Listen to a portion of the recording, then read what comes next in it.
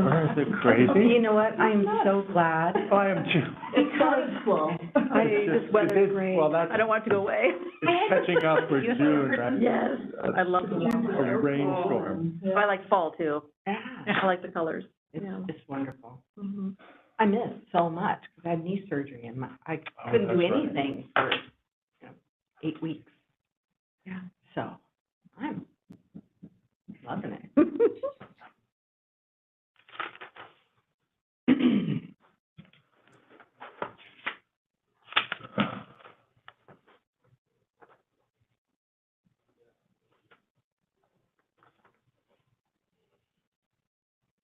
I'm just gonna put Dan on here because he's first. Okay. He won't be here to sign. You want Jane to, did you sign in? No, not yet. Send it over to Ken. Paper airplane. And- I know. So Vicki, Mhm.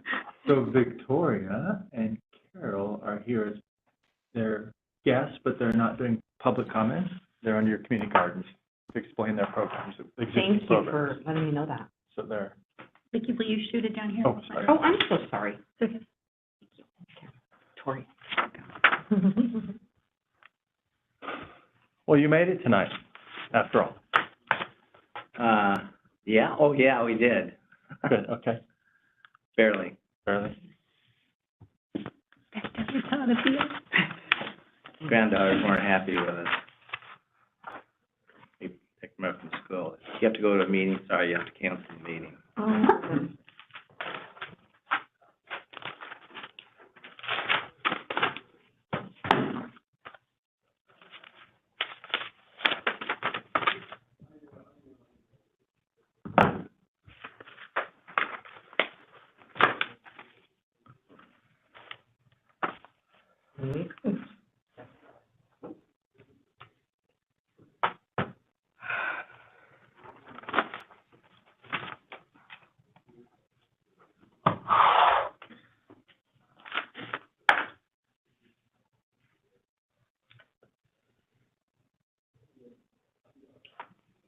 Can we get started?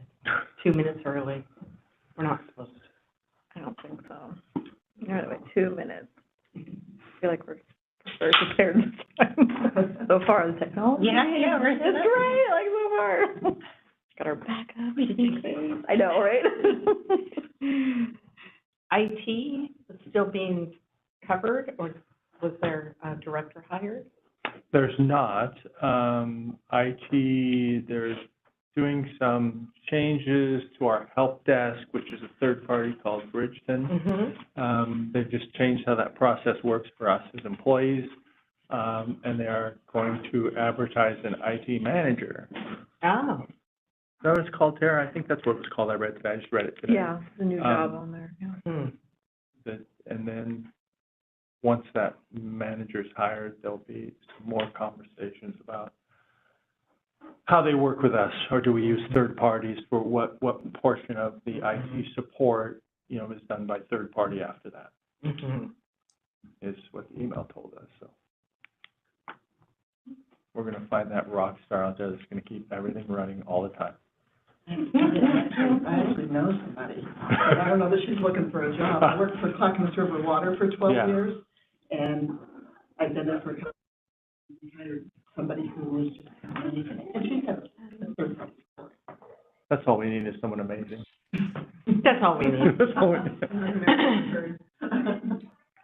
Okay, we have Well, Patty. see, 2 minutes got There we go. another park board member.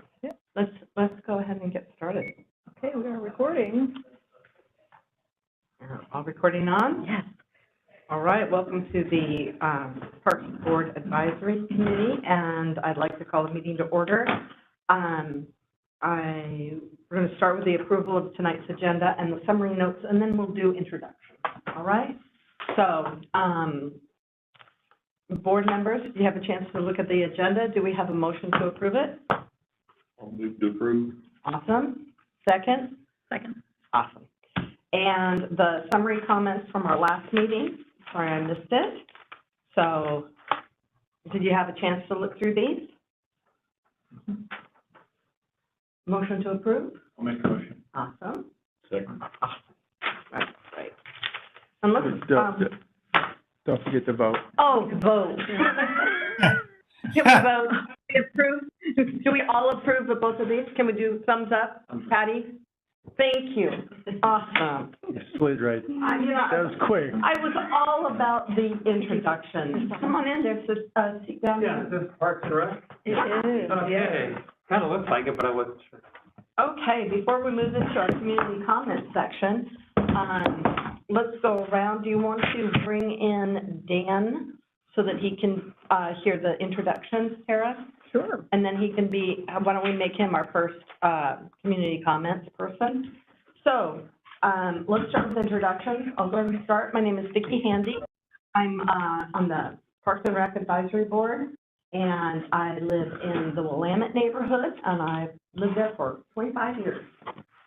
So, let's just go around the table, make it easy. Okay. I'm Carol Bright. I live in Robinwood. I've been there since 1999. Two different houses in that neighborhood, but I've been there for a long time. I'm here this evening to share with the Parks and Rec Advisory Board how the Robinwood Garden runs. Great. Good evening, everyone. My name is Tyler Wilson, and I am a Parks and Rec Board member at the Barrington Heights neighborhood. Hi, I'm Victoria Meyer. I've lived in the Sunset area for 34 years now, and I am here representing what we call the West Linn Community Garden down at Fields Bridge. Okay. I'm Chris Owens, live in Robinwood neighborhood, been there for 5 years. I'm on the Parks and Rec Advisory Board for the last 2 years. Great. Ken Warner, Parks and Recreation Director. Sarah Winkin, Recreation Supervisor. Daryl Provencer, this is my first time meeting with this group in any way, shape, or form. Let's see, my wife is Jan Rinke Provencer, grew up here in West Linn, multiple generations. I'm the outsider. But we've lived in West Linn now since 1987, and my wife was born and raised here. So I have an interest in what this group's doing, and I also have some thoughts that I talked to Ken about earlier today, and I don't know if we'll have time at all for that today, but if you want to mention as a sidebar somewhere, that's up to you. We'll be having community comments. Yeah, As soon as we later. finish the introduction. I'm Jane Forbes, and I live in Skyline Ridge neighborhood, and I've been here in West Linn for 8 years. And you're on the Parks and Rec. And I'm on the Parks and Rec. Mark and Janine Heightfield, we live on Chelan Drive, which is a block away from here, and we were asked to come to the meeting by Dan to talk about community comments regarding pickleball play at the park. Pickleball. Okay. We've been here since 1999. Awesome. Yeah. That's great. Glad you could make it. Thanks. And on our video, let's start with our Parks Board member, John. I'm John Levin, been on the Parks Board for a long time, and I've lived in the Hidden Springs neighborhood for 37 years. Awesome. And Patty? Hi, I'm Patty Allen. I've lived in the Hidden Springs area for about 4.5 years, and I'm a Parks and Rec member, advisory board member. Okay, and I think, is it Dan? Yes. Hi, Dan Lavery. We've lived in West Linn for about 20 years, 23 years, Cascade Summit. We love our city, and we're trying to make it better. Oh, that's great to hear. Awesome. So we'll move into community comments. I want to remind our community members, we have 5 minutes per person at the beginning of our meeting. And Parks and Rec, we try to listen when they are done with their presentation or sharing what they have. If you have any questions, we can ask that. However, if we want to make another agenda item that we can see if we want to add it to the agenda or maybe next month. Okay, so since Dan is joining us on the, it's not Zoom, WebEx. Does somebody read timekeeper? Thanks. Why don't we go ahead and start with Dan, and then we'll go in the order in which people signed in, okay? So Dan, what do you have to share with us tonight? Oh, okay. First of all, I'd like to thank you for the opportunity to again speak to the Park and Rec Advisory Board. As I said, my name is Dan Lavery, and we live right down the street here in Cascade Summit, close to Tanner Creek Park. I'm here to represent many frustrated Tanner Basin neighbors and ask for help from the Park and Rec Advisory Board regarding the overwhelming noise coming from the pickleball courts in Tanner Creek Park. I'm also here to present our petition from the Tanner Basin neighborhood. So at least the members of the Park and Rec Advisory Board should have gotten my email, which contains the petition. So please refer to the petition that was already sent regarding the excessive pickleball noise coming from Tanner Creek Park. This was signed by 75 of our neighbors. Most neighbors signed enthusiastically, and some are clearly very angry about the level of noise coming from the pickleball courts. Now, that being said, my wife plays pickleball. Some of our neighbors signing the petition are also pickleball players. All agree the noise needs to be controlled in our previously quiet community. We have lived in the same house close to Tanner Creek Park for 23 years, and we have never had an issue with noise until one of the tennis courts was turned into 4 pickleball courts. Every summer we eat outside, entertain neighbors, friends, and really enjoy our deck and backyard. Since the pickleball courts were installed, the noise continues to increase, and we now avoid going into our beautiful and inviting backyard and keep all our windows closed to shelter from the unrelenting and nerve-wracking noise. The hard paddle and hard ball create a piercing noise that even travels into our closed home. The orientation of the pickleball play creates a direct line of fire into our area. The degree of noise is clearly unreasonable and negatively affecting our quality of life. Visitors to our homes all express the same sentiment. It is our understanding there was no due diligence or site analysis completed prior to the placement of the pickleball courts at Tanner Creek Park. The same noise issue at the Skyline Ridge Park led to closure of those courts. The request in our petition, though, is not to close the courts, but for the same changes that have recently been taken at George Rogers Park in Lake Oswego, limiting the hours of play and installing a significant sound barrier. Since the petition was initiated with the 75 signatures, it has also become clear the level of noise coming from the courts is directly related to the number of people playing on the court. If all 4 courts are being used at the same time, the noise goes from nuisance level to completely intolerable. This most commonly occurs when the courts are reserved by a private pickleball club. To help correct this toxic noise pollution, we are asking for the 4 following interventions. Number 1, limit and enforce the hours of play from 9 a.m. to 6 p.m. These are essentially the same total hours as at George Rogers Park. Number 2, placement of sound barrier as directed by an acoustic engineer as soon as possible, certainly before next May. Number 3, stop reservations of the courts by the private pickleball club, which invariably encourages use of all 4 courts. Number 4, reduce the number of courts 4 to 2, with the courts designed for use by people in our local community. We love our city, our neighborhood, community, and our house. Our 2 young granddaughters live a quarter-mile away. We do not want to be forced to move because of the intrusive and nerve-wracking noise. So far, we have not received any meaningful help from the Parks Department, despite over 2 years of complaints. We ask that the Parks Advisory Board help us and achieve an acceptable level of noise control. 2 of our requests would not cost any additional money except for a new sign. I will end with a quote from the president of the Lake Oswego Pickleball Club during their recent discussion at the Lake Oswego City Council meeting. Quote, "If by doing my pleasure I am harming others' well-being, should I continue my action?" End quote. Like the Hippocratic Oath in medicine, the first principle in parks should be do no harm. Our quality of life has been devastated, and we ask for your help. Thank you for your time. Thank you, Dan. I really appreciate your well thought out comments tonight. And this is an issue in every single city. Huge numbers of people who love pickleball and the noise of pickleball. So really appreciate you bringing it to our attention.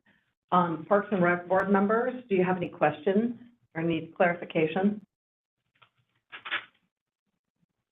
All right.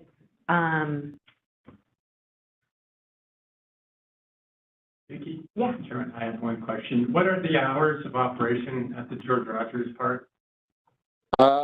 It varies day to day. Actually, it starts at 9 a.m. And goes to 8 p.m., but then Monday, Wednesday, Friday closed from 4 to 6.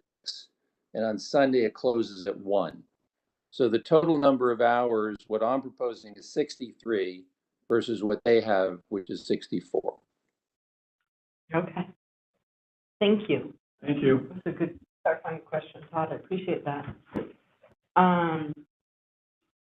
So when we get to the other issues, if we want to continue the discussion on this, we can. Anything else, Ken, that you'd add to this?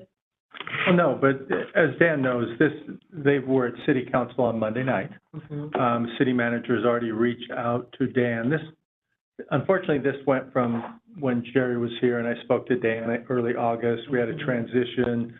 One city manager was supposed to reach out to Dan.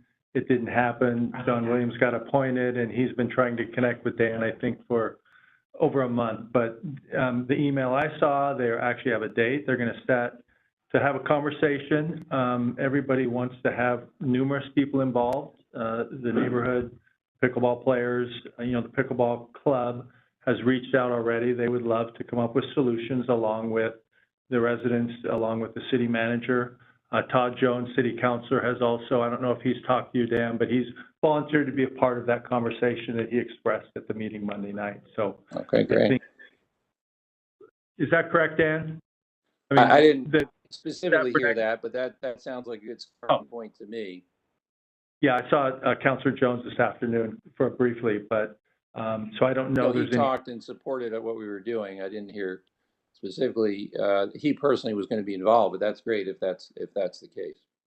Yeah, that's what I was told this afternoon, assuming calendars work, because I thought there was something scheduled for next week in the email I saw. I didn't know if that was confirmed. But we're trying to. It's not set yet, okay. But we're hoping. Yes, we are trying to get together and start working these things out. So I don't know. I mean, the board can certainly have whatever discussion they like, but things are finally starting to move. Okay. Although from my perspective, I am very frustrated, as you're probably hearing. This has been going on for a long time. I've been complaining for a long time. The noise is absolutely miserable. So I've got a question, I guess, for Ken, and I know this was happening right about the time I came on the board with the Skyline Ridge courts, where there was pickleball added there to tennis court converted to pickleball court. Correct. And then that decision was reversed, and then pickleball was prohibited. Correct. How did that decision come about? I mean, that was a city council decision. And it went, I mean, it kind of did the same thing. It came to the Parks Board at the same time it was going to city council. And then there was, lots of conversation at city council, and then that was their decision to remove those courts, and then also have us put signs up to ban pickleball that cannot be played at that facility at all over the tennis courts, because that people will play without a court, just for practice kind of over a tennis net, because it's very similar in nature of height. Yeah. Okay. Yeah. And I think not to have a full discussion, because I want to hear what everybody has to say, but the root of the issue is certainly that the high decibel impact noise violates noise standards from neighboring communities. The Lake Oswego report also showed that even with the noise mitigation, and it's below grade, and so there's two positives to that Tanner Creek doesn't even have. It was just at the point where neighbors would have to wear noise mitigation because it was violating OSHA standards. So it is so high, and so the frequency is intense. So it's a problem for neighbors who aren't protected. It's too close. There's a lot of stuff about it, but yeah, it's the frequency and the decibel impact noise, which is damaging to people's health. So But I would love to hear, before we get too deep in this. I guess my follow-up question, this is just from my own background. I have to admit, until I joined the board, I'd never heard of pickleball 5 years ago, okay? And so I've never played it, I've watched it, I get the issue, I hear the sound and so forth, but, so, Skyline Ridge went from pickleball to band. You're not asking for that, Dan's not asking for that at Tanner Creek, and yet if the, noise level is such that if you were following OSHA rules, you'd have to wear sound suppression. Why aren't we looking to ban it? I mean, just basically take the courts away. We've had many pickleball passionate people come and share their perspective with the board many times. It's a hugely popular sport. It is growing in popularity. It's particularly popular in West Linn, Lake Oswego. So, it's interesting. I was talking to another city, and they were also struggling with this because of the noise. And, we have two very rational needs. We have pickleball, passionate people who want to play pickleball. That's a need. And we have people who don't want to hear it. And that's realistic as well. So I would disagree that pickleball is not a need. It's certainly a pleasure. And I'm not dismissing that. I give them, let them play. That's fine. So I would qualify those differently. That's their passion. I'm just happy that the city is already putting some resources toward this with city council and staff to get people talking about possible. And I think the unique thing about Tanner Creek in this situation where we are today is we painted our first pickleball lines at Tanner Creek in 2013. And those were lines that were just over the tennis net, which was a demand and created some play.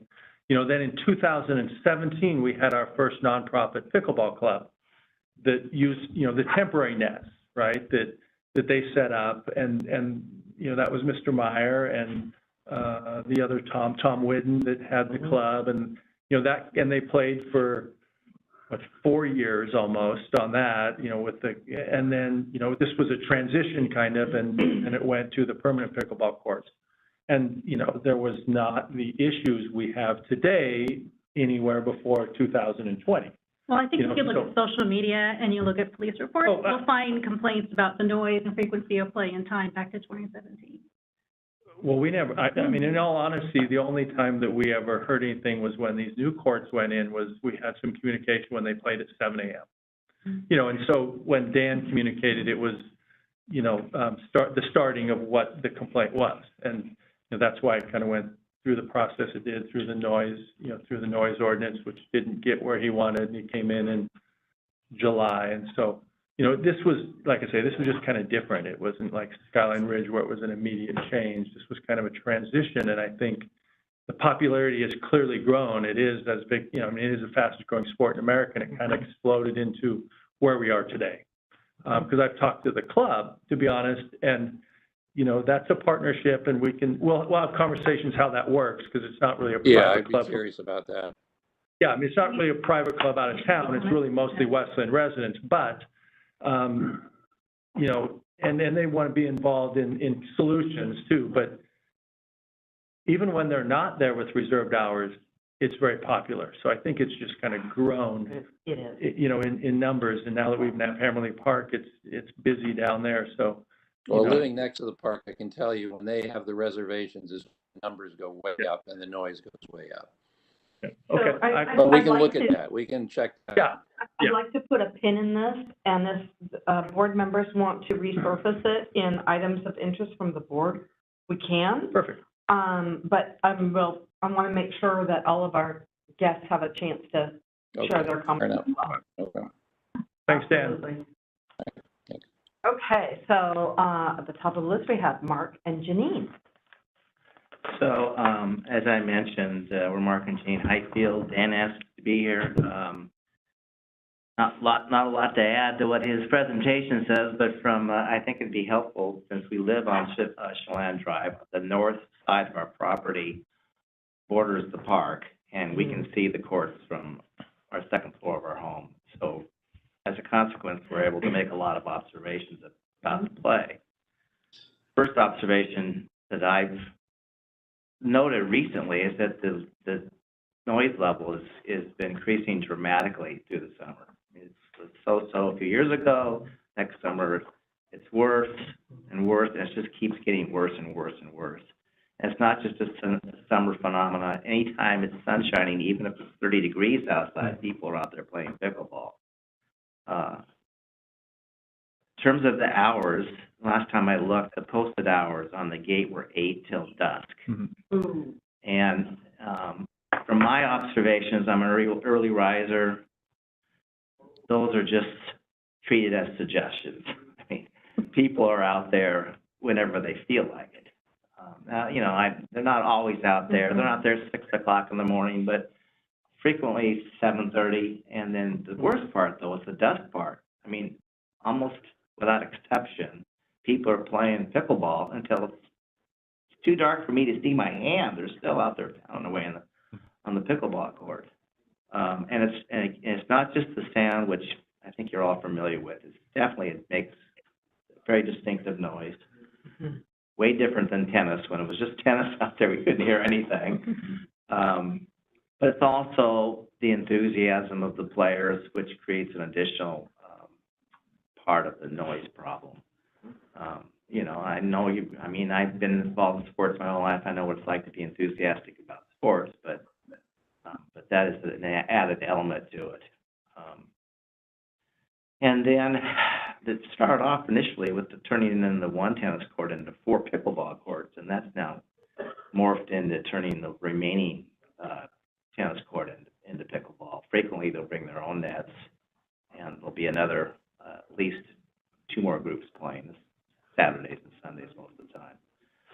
So, you know, that's my observations. But I tell you, it just gets worse and worse and worse, and it's been hard for us. We spent a lot of money in our backyard because we love our backyard. We spent a ton of time out there, and it's just been making it a very nice sanctuary for us. And it's basically being destroyed by this constant noise. We had people for dinner last night, and they were flabbergasted. They said, "How do you even deal with this?" And well, we just have to. But we're working to initiate some changes. So as Dan said, you know, we're not looking to keep people from ever playing pickleball again, but there certainly needs to be some restriction of the hours, and needs to be some noise barriers, and it needs to be a means of controlling their play, so they just can't come and go as they please and disregard whatever hours are ultimately decided on. Yes, because when I first moved in 1999, there was nothing there. Like, there wasn't even a park. And so then they built the park and the tennis courts, and that wasn't a problem, the noise, because you don't really have that many people playing tennis. And when you do play tennis, the, you know, back and forth isn't that loud. And so we've actually been noticing the racket for a very long time because it's literally right across the fence. It's like right there. So, I mean, it's like people are just shocked. They're like, how are you even going to sell your house when you want to sell your house? And so every time we have people over for dinner, it's like, you know, we're battling that noise. I'm not as concerned in the house. I don't hear it as much, but you can't hear it inside your house. Oh, You yeah. can, yes, Yeah. definitely. And his office is upstairs, and he works from home all the time, and it's like he opens his window, and it's like he says, it's not just the sound of the ball hitting that racket, it's the people cheering and yelling, and, you know, and so it is, it's like the 6 o'clock would be pushing it, because if we're sitting out on our deck at 5 o'clock, or even like, say we have a picnic during the day, and it's like you're out there battling that noise, and it just seems like, to me, even turning it back to tennis courts, because that's what they initially were when they installed the park. So I would love to see them turning them back into just tennis courts, and then letting people go, because I know they have like churches that have them, like I think it's Rolling Hills. We have a friend that, I have a girlfriend that plays in the church. And so unless they can actually create some kind of sound barrier, I would love to see them not playing pickleball there anymore, tennis.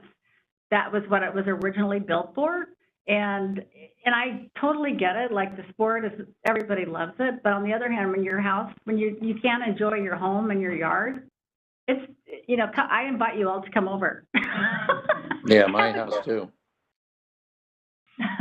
Dan came over, and I was so grateful. We came home from vacation Labor Day, and Dan, my husband was in the garage unpacking, and Dan came by with a petition, and I was like, because you hate to be the complainer, you know, I'm on Facebook with Westland, and I don't want to be the person that complains, but at the same time, and I get it, people love pickleball, but it is literally diminishing the value of our home and our enjoyment. Because like you said, we've been spending the last 2 decades building a sanctuary back there, enjoying it. Our grandkids come.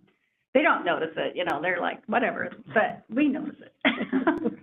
So that's my 2 cents. I think this is an ongoing issue, and given that there's a group meeting this week, I think that we should be adding it to our items of interest from the board to simply make sure that we have a chance to, hey, this is the information we know. Appreciate that a lot. An issue. Yeah. So, okay. Thank you. Thank you so Yeah, much thanks. for sharing, and Like Denise said, come on down, come on over. And we're so grateful to Dan, too. I can certainly sympathize with that. Yeah, and you're welcome anytime. Probably tonight, come on. We're in a meeting over there. Okay. All right. I think that we have Daryl then, because Victoria and Carol are here for an agenda. Okay, I'm going to make this really, really, really short. That's okay. And my name's Daryl Proviser. Mentioned before, we've lived as a family in Westland since 1987. I've been involved in the sport of cycling, and I'm a competitive cyclist still. I'm a 60-something person with a 20-year-old brain. I still love the competition. I have been racing for 42 years. Continue to race. I have spent a lot of time with juniors and getting juniors up and going in the sport. I was telling Ken today when I talked to him during lunch, I'm on jury duty right now, to grand jury duty for all of October. So I'm keeping busy. Yeah. But for example, we have a junior kid right now that started at Alpenrose Dairy with cyclocross around the dairy, and then the Velodrome, and she is at this very moment in France at the UCI World Championships, and she is on the USA team in the women's team sprint. We've had multiple Olympians come out of that program, national team members, UCI. Clara Hansinger is another one that started in Obra, and she is 2-time national champion for cyclocross, and she was at Worlds and in Fayetteville, Arkansas this last year. I think she was 5th or something like that at Worlds. So we have a history.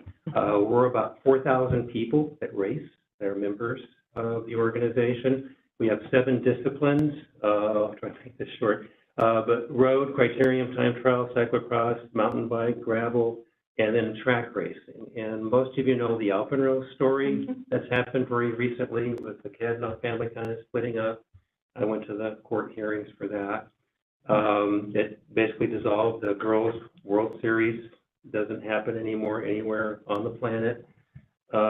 We lost our velodrome of track racing. And there's a bunch of us that are trying to bring back the essence of track racing from its roots. And the roots literally come from the grass. So grass track is still done in England and Scotland, and you can go online and find that. And it's really where a lot of kids start too. And there's also people all the way up through, senior level adults that go out and race the different races. So and I'm about 8 months ahead of when we would do something. So said I've at Nike for 12 years. I know how to do this stuff. You got to start early and start with conversations and find out, where there's a good fit. And so, an event like that can be very inviting to the public. We have like a Kitty Kilo event, so kids, on their push bikes, any kind of bike they want to bring, they get to go a lap around. Everybody gets a ribbon there and other stuff. And so we wanted to make it spectator friendly. make it fun. It's probably, event-wise, it's probably like about 2 hours of actual racing time. And it's multiple races, so it would be what's called an omnium with different categories. I won't get into that. But we're looking for a place where we've got some facilities, and even a neighborhood that would be, accepting of that kind of a 2-hour event of race time. We need some power for a PA system. We tend to be really courteous of our neighbors. At Alpenrose, we had neighbors right on the backside of the track. And so we've been courteous to them for over 40-plus years, actually 60-plus years for the track. And so we try to work with the neighborhoods on all that kind of thing too. And we want to make it fun, and we're looking for an ideal location. And so just real quick, we've been searching around at abandoned airstrips, county fairgrounds, schools, business parks that are close to the weekend. And I just, the other day, I was telling Ken this, I just Googled in playfield. And up came Tanner Creek, and my jaw just dropped. It's just like, oh my gosh. So I went out and walked it, looked at the field and so on. And what I understand is that playing field really is not part of Parks and Recreation to some extent. I'm not sure I've expressed that correctly. It's not a park. It's a city-owned piece of property. Okay. It's been, so it's owned by the city. It's just not part of Tanner Creek Park, technically. Okay. But we may, if we can proceed forward, I'm willing to talk to anybody about, what this would look like. But it might be a special event that we would have to schedule or proceed with to get permits. We're self-insured. We do insurance for all of our events for the last 40 years. So we cover liability, all those things. We have an affiliation with the United States Cycling Federation as well, USA Cycling. So anyway, I know, quick. So I'm really interested in what you guys do, and hopefully you can learn more about what we're about. And there might be a point where, we can bring it together. Okay. So we've exceeded 5 minutes. I'm sorry. I just have one question. Yeah. That is, what type of infrastructure are we talking about? Yeah. So basically, it's in a field. You would basically just lay out in the grass. I have some photos of what they do in England and Scotland, but basically you're just laying out a track on the ground. So it's like chalk, cones, and laying out a 200-meter track is what that field would accommodate very well. And you could use it for multi-use. So not only for the bike track racing, but you could also use it as track and field. So other groups, if you wanted to do a track and field event out there and use that same track on a 200-meter track, you could make it 6, 8 running lanes wide if you wanted to. Yeah. So how much space do you, 1 acre, 5 acres to put the track in and have, let's say, a restroom facility and people coming and that kind of thing? So to run an event, how much space do you need? Well, that field definitely has enough space. I'm just looking at a diagram here, and I'm sorry I don't have the measurements here, but a 200-meter oval track is probably no more than, 80 meters long. And that might be actually a little bit too long, but somewhere in your neighborhood of about 80 meters long. And then you have the oval, right? So and the field's got to be almost 2.5 times that length. So this would be like a one-time event, use the field, and then it's done and gone. We could do that, or we would love to do a series and maybe do 3 or 4 of them over time in the summer. All right. Any other questions? What kind of, would there be any surface preparation needed? And then what kind of repair would be needed after a series of? Probably just mowing, maybe, and cones, and maybe, some chalk out there, which is all easily taken care of afterwards if you wanted to, rake it, move it out of the ground. We talked about, and this is really a special event permit process, probably, and we talked about what logistics, no Yeah. parking. I mean, there's just things in the neighborhood and everything else. And, the complications with these types of things are, an example is, you read in the paper today, Bolton School raised $30,000 at a jogathon, which they held at Hammerley Park as a special event. We really didn't know about it, but they just trashed our entire field. Because they had 300 kids running in one circle. So this is why, and that's what we talked about. We need to see what is this really. We're talking like 20 kids a race. Yeah. On a 200-meter track. But it's a lacrosse field. There's just, like I said, there's lots of things the city would want to know before. Oh, absolutely. That's why I'm here. And even is it the best place of a grass field? I think of, if this makes sense, let's go to Marius Young Park where you can park 200 cars. You have restrooms right next to it and different things. But that's a whole nother conversation. Okay, yeah. From my perspective. But I'm all ears at State Park, Yeah. Okay. But it would be.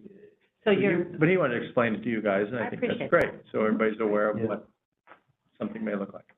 okay, Thank you. awesome. Can we excuse ourselves? Is that okay? Absolutely. Community comments. You have to stay the whole meeting. Well, no, And you know where we live. We're usually done with it. Are you, okay, no, thank you so much. Speak about the tea gardens, we're gonna talk about this with you guys. Oh, wow. All right, thanks for coming. I'm gonna head out too. So, yeah, we'll Thank you follow very up. much. Dan. Now, it sounds like we're gonna follow up then Something with like John that. Williams' plan. Thank you so much. Yeah, that would be the appropriate thing, Dan. Okay, all right, we'll go from there. All right, thank you. That's right, that's where I saw that, yeah. Okay, all right, so let's transition, You're in charge. okay, I think we went through all of the community comments. So, let's transition into our discussion on community gardens.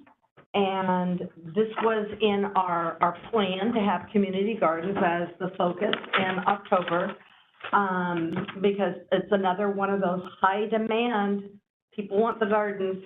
And I'm really happy that we have some people here, ready to share their perspective and their journey with their community gardens. And then the board, we can talk about what we feel, what's the current state, what's the need, what direction should we be going, as we move forward. So, we have Victoria and Carol. Did you have something that you wanted to share up front, or did you simply want to be part of the discussion? I was just gonna say, they represent two community gardens with absolute different and distinct concepts of how they operate. Yeah. So that was kind of why we wanted to bring them both, Right. so that you'll have an understanding of what exists in the community and how they do their great work with our community members. Do you primarily wish for a description then of what is happening at the one at Fields Bridge? Yeah, I just kind of to give us a snapshot I can of do that. what you think is going on. And I live right by Fields Bridge Park, so I'm down there a lot. But yeah, if you can give us a snapshot of what you think is happening and what you'd recommend moving forward. Okay. I only know back about 15 years, but I know it was going before that. Then I raised my hand one day and I'm a director. So, there are now about 60 gardeners. People rent a 20 by 20 plot, which is theirs, to do with whatever they wish. There are, of course, 2 pages of guidelines for how to operate within the community and keep your plot and your pathways clean. And 2 work parties a year where people pitch in and fix fences and spread bark chips on the community pathways. And maybe help somebody out who's broken their leg and can't keep their plot clean, that kind of thing. There's a shed with community tools.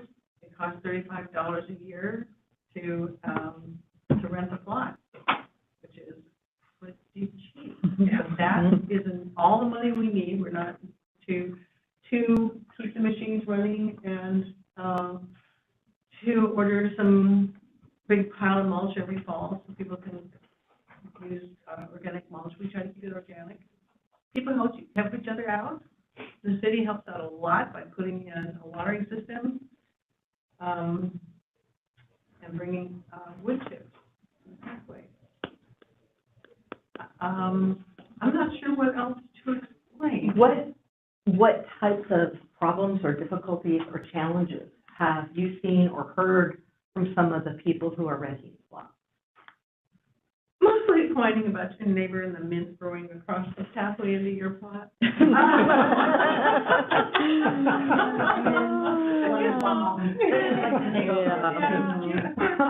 know, that's most of it. We did have a terrible thief last summer who was coming in and taking cauliflower that wasn't quite grown yet even, and broccoli and kale, and all of these are from the same family. That was great. And you could tell they were coming in and it fence early in the morning. It was bizarre. It just like homeless people who need food. What is going on? So we, Mary Baumgartner figured it out. It was a beaver coming up from the river. Oh, my God. Wow. We built a new fence and we haven't had ourselves a fence. Honestly, that's the kind of trouble we have. We're just pretty minor. Is there a long waiting list for the plots at Fieldsbridge? They're self-managing, so yeah, that's Victoria. Yep. 12 to 15, right now about 10. Okay. Yeah. 10 on waiting list.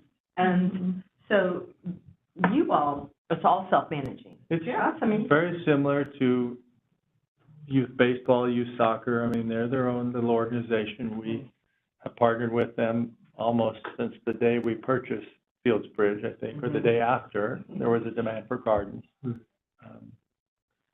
And like she said, they work, that we've, over 20 years, 18 years have refined communication skills and their work parties and how we work with them. And, you know, they communicate very well with our park maintenance staff and work together to, you know, keep things running properly and aesthetically pleasing as gardens can be. Except for that pesky mint. Right. Yeah, we ask people to keep the perimeter fences clear so that the garden looks good. Yeah. Are there any other questions? What do you need from the city that you aren't getting? Okay. Awesome. So it sounds like it's, from your perspective, going quite well. Yeah. That's Yeah, awesome. it is. Uh-huh. I don't know if you guys had a chance to visit the community gardens before the meeting. No, I didn't. Jury duty.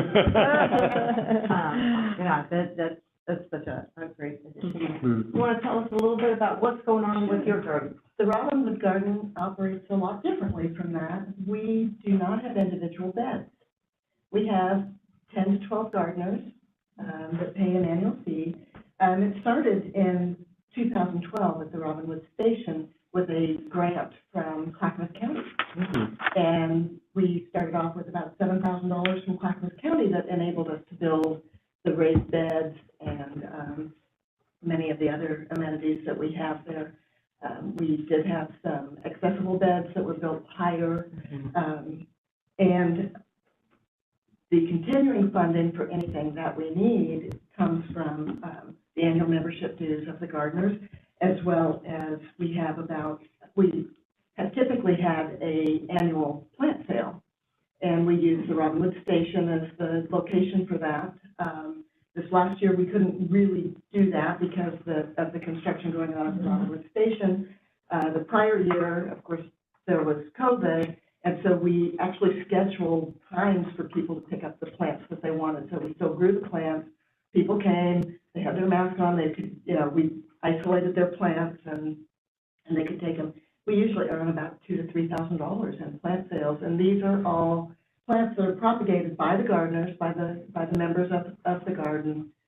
We start with seed. We've done a lot of heirloom plants, and we had a greenhouse which has now been taken down. The gardeners are going to purchase a new greenhouse for the site when the construction at the Robinwood Station is done, and that way we can start those seeds early. All the gardeners take them home and put them up the heat pads under them and get them started, and then we move them when they get a little bit bigger. We move them to the greenhouse when that's appropriate.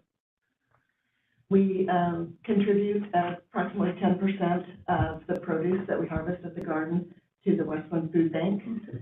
They're really appreciative of getting the fresh produce. The garden is a certified pollinator zone, and it is a Metro certified backyard habitat. And because of the garden being there, when the Robinwood Station went in searching for the leader in sustainability certification from the county, the garden really contributed to us being able to get that. And the Robinwood Station was the first facility in the city that had that. We're at a silver level. I think we're probably Very cool. I think we're probably too small to ever get gold, but we're maintaining our silver level. We have, again, all of the members, you pay this very small, I think it's $20 a year fee to be a gardener, and that's per family. But there's also requirements for a certain number of hours. I don't have all the documents in front of us, but there's certain hours that gardeners are expected to participate in. And then we also have volunteers, a lot of students from Westland High School, like the Key Club or whatever, or National Honor Society, they come and help out at the garden on Saturdays to get some of their hours. So in 2021, we had almost 1,400 hours, volunteer hours. In 2020, we had almost 1,600 hours. And in 2019, we have just over 1,600 hours of volunteer time. I think maybe it's going down a little bit because we've got this nailed down. It doesn't take quite as long. In 2021, we contributed 204 pounds of produce to the Westland Food Bank.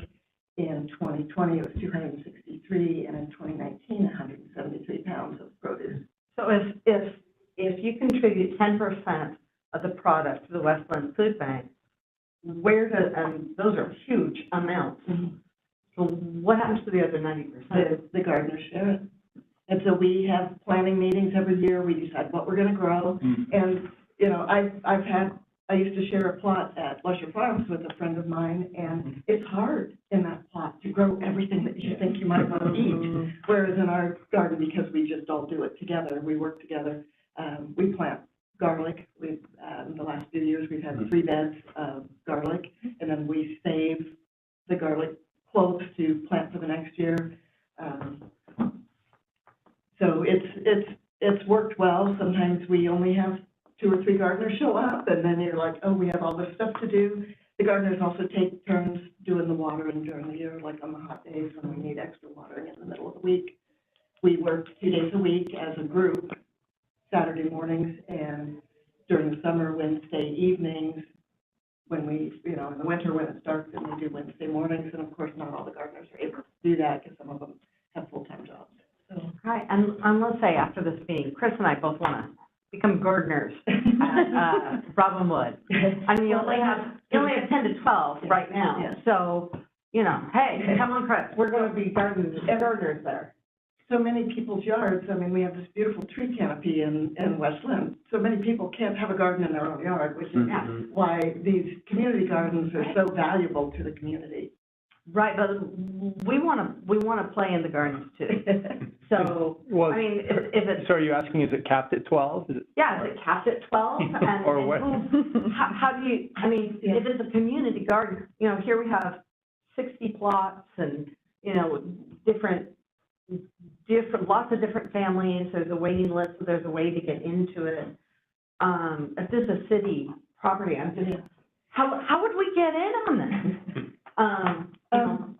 Yeah, certainly reach out to us. I think we still have a website, but I'm not sure. I live right next door to the garden. So if you see the giant sequoias on the property right next to the garden, that's where it's from. But I think that we could accommodate more. Part of it is coordinating the work because, you know, as people show up, it's like, what are we going to do? I mean, we have on occasion, you know, like we get 4 Key Club members on a Saturday, and it's like, we don't really have a project that's really conducive to them without, you know, spending a whole lot of training for them, but there's always work to do. We've also, as the gardeners, have taken on a lot of maintaining the landscaping around the rest of the building.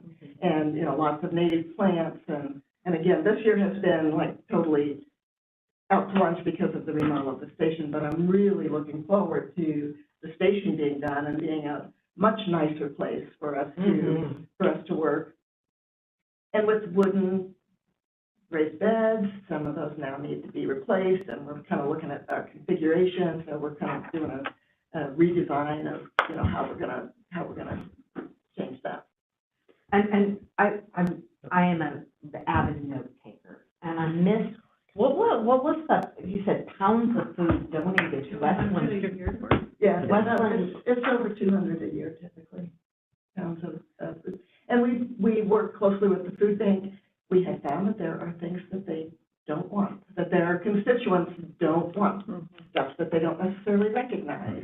And, yeah, kohlrabi, and they're really not big fans of kale. Yeah. They want it to look like what they would buy at the grocery store. And we're an organic garden, and so some of our stuff has blemishes. So as we sort through the stuff, we kind of pick the best stuff because we want it to get used. We gave them quite a lot of garlic out of our last harvest, and they were really happy about getting the loaves of garlic. Right. And any challenges for you and the other folks? Not really. We do have a lot of, in our small little group, we have a lot of very opinionated people.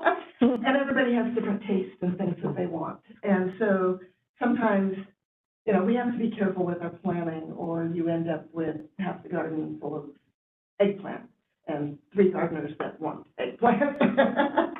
So, when you have your own plot, you plant what you want and what you know you're going to eat, right? And in this case, we have to be very collaborative. We have to work with each other and decide. I remember a few years ago, we had, it was one day in August, we harvested 50 pounds of tomatoes in one day. So what did you do with the 50 pounds of tomatoes? It was more than the gardener could use. Of course, we gave probably a substantial amount to the food pantry. At my household, we freeze them. We get, especially like the Romans, we just print them up, toss them in a bag and freeze them, and then we can eat them all winter long. Okay. So. It's easier than canning them. Way easier than canning them. Can them later when it's raining.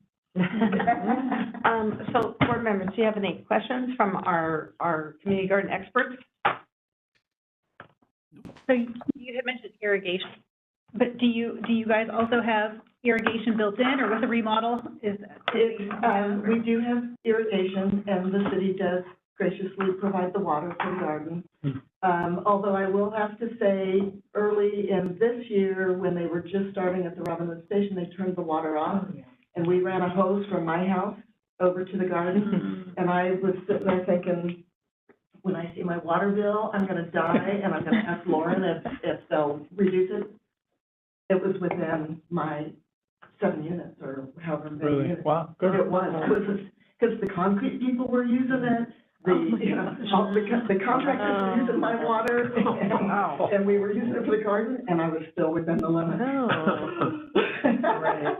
So we don't use that much water. Because we do have the raised beds, we do have a drip irrigation system, but none of us are really experts at that. And it needs to be changed every year because we rotate crops. We don't plant the same things in the same place.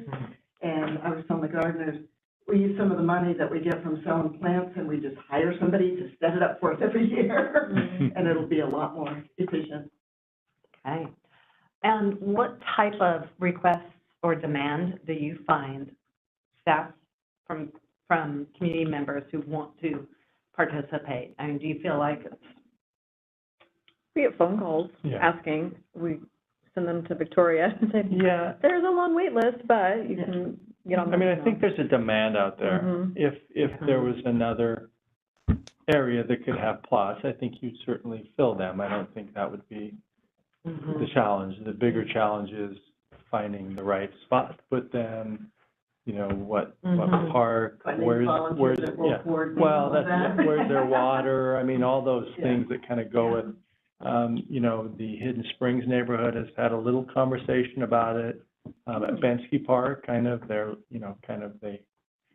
meetings, they had a big, long list they created of what they wanted, and that was one thing. I don't know that we've heard that much from specific neighborhoods or people, but I think. Rosemont, Abby was asking about that. Oh, did she, Abby Farber? Yes, I attended one of their neighborhood meetings. Lander Fields. Well, I think that's why we kind of looked at Oppenlander if it happens to come to the city as a master planning process, because there's a lot of land there that potentially isn't a baseball field that could meet some of these needs, you know, potentially. But, Yeah, I think that we look at additional community gardens.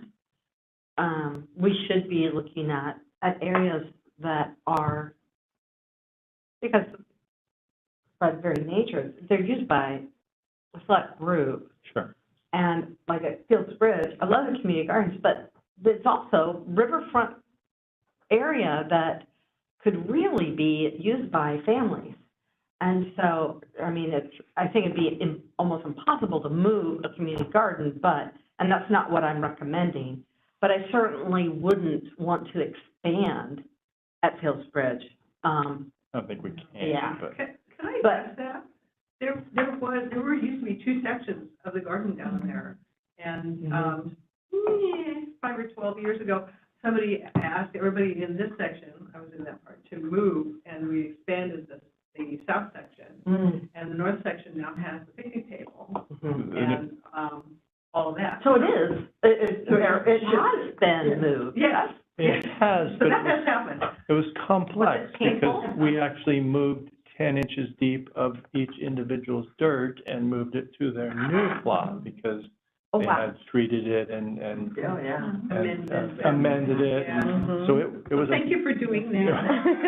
it was a major, Yeah. it was a major undertaking, So but it worked. it's moved with pain. Well, it was just, Yeah. laborious. We said, you want our space, you move our dirt. That was it, we moved the dirt. But I do but- think, I mean, I'll share, I do think that as we look into the future, that we should seriously avoid, you know, high-use areas like Willamette Park, super high-use, and riverfront areas, because that's really premium, you know, stuff. So, I think it would be beneficial if you moved it into areas that have higher housing density for people who don't have the opportunity to garden in their own property. Sure. really, great So, idea. serve the needs of Yeah. people who need it. And that was part of our initial grant from the county, was basically, we actually went door to door at some of the apartment complexes that were in Robinwood, because the thought was, they don't have room to grow anything, and, you know, they don't even, I mean, not necessarily apartment dwellers, but a lot of people don't know where their food comes from. They think it comes from the bins at the grocery store. And so it was an opportunity to have this community garden that anybody can come and visit, anybody can walk through. We have a neighbor in Robinwood who does a lot with bees, and he helped us set up our mason bee houses and garden for pollinating. And I think you're right, and it would be great, you know, to have 10 of these in 10 different parks where you have a certain number of plots there, but, you know, I think then how do you manage them and take care of them, right? Because you need strong people to help us do that, because we clearly don't have the staff, and then, you know, some people are, you know, aesthetically, you need a fence to keep some of the beavers out, hopefully. But I mean, you know, but the problem becomes that, you know, to some people, they're not aesthetically pleasing, because you do have to have a big fence, and then you have a huge variety of plants that, Yeah. you know, it is. that, when we that's first where it's started the difficult, I garden, mean. there was a neighbor of mine that was on Kensthorpe, and the first beds that we built were out of recycled plastic that was donated by my husband and myself to the garden. And it's red and yellow Yeah. recycled plastic, and his neighbor was like, that looks like a circus, it's ridiculous, it's horrible, I hate it. But then once the plants grew, Right. and then once we added other beds, she found that, she thought it was, you know, just the most beautiful, fabulous place she's ever seen. It takes a little while to get it going, you know? Other board members, do you have any questions or thoughts or opinions on this? John, Patty? No, I'm good. No, I think that they're important to have in the city, and I know that I've heard different people talk about wanting to have a plot in one of the areas, and so it was something that I thought would be very interesting to learn more about and kind of understand how the different organizations work through whatever they offer for community gardens. But no, I think they're great. If we can just divvy out little spaces throughout the city, or maybe even just one or two more areas that aren't high demand, it would be great. But I understand there's a lot to consider. Okay, John, any comments or thoughts or suggestions moving forward? No, I don't think so. I mean, certainly need a fence because there's a lot of deer in West Linn. And they love gardens. So if you have a garden without a deer, you won't have much of a garden after a while, as many deer do we. So you're gonna need a fence for that, and that's the sort of thing. And then it's just a problem, like Ken said, you've got to have access to water, and you've got to have a place for people to park to do it. So if you look at our parks, you have to, if you're gonna use a piece of the land for that, you just have to look at that park and say, how used is that piece of land for something else? And some parks, you could probably find a place. Let me add something. I'm a member of the Sustainability Advisory Board, and this has been a topic of conversation on our board more than once. And one of the concepts we've looked at is using property that, I'm not going to have the right term for this, unused, like the back alleys or the streets that are not in use, they're blocked off and they're all, you know what I'm talking about? Unimproved public right of way? Unimproved, yeah, that one. Thank you. And those are often right in the middle of the neighborhood. Of course, there's no water pump for them, but parking wouldn't be necessary because it's surrounded by houses. So that's just one concept.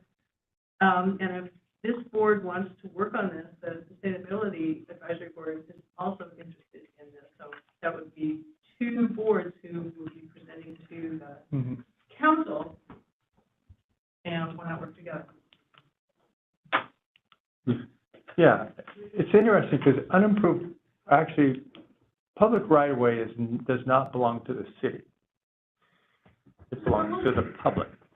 I mean, so it's one of those unique things that, I mean, there are lots of people now that have little gardens in unimproved public right-of-way. Or sheds, or, and it's kind of a code enforcement issue. Courts, driveways. Yep. But I've one behind my house. But I mean, I don't know the exact answer that could you just start using that for a public good. I would think it's possible. We use them for trails and things, and pathways. I was active with the Trails Advisory Group. Right. And when Roger Shepherd was doing that, we would do one Saturday a month walks, and that was one of the issues, was that people had encroached so much on the what we considered trails, and they had encroached even with fencing and, other stuff, so it makes There it difficult. are certain areas in this state that have been encroached on for years that council has never really wanted to address, I mean, as a whole, so. I have a quick question to drill down on what you guys are just talking about, public right-of-ways, and I know it may not even pertain to this group, but we're talking about gardens and stuff, and we have a trail, so from Windsor Terrace up to Crown, and that trail goes up, it's been totally mismanaged, it's falling apart, and there's overgrowth that we all cut back, a couple of us neighbors cut completely back after the ice storm. And it's like these thorny bushes, what are those, I walk there, Blackberries. yeah, and it's quite no, these are trees. No, they're And they're hawthorn, and they're dangerous.